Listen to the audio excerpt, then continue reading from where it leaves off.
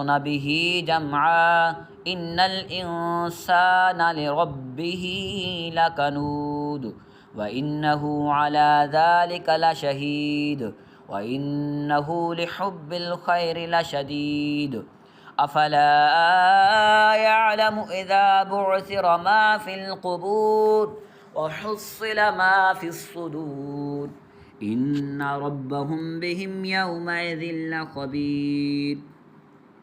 بسم الله الرحمن الرحيم.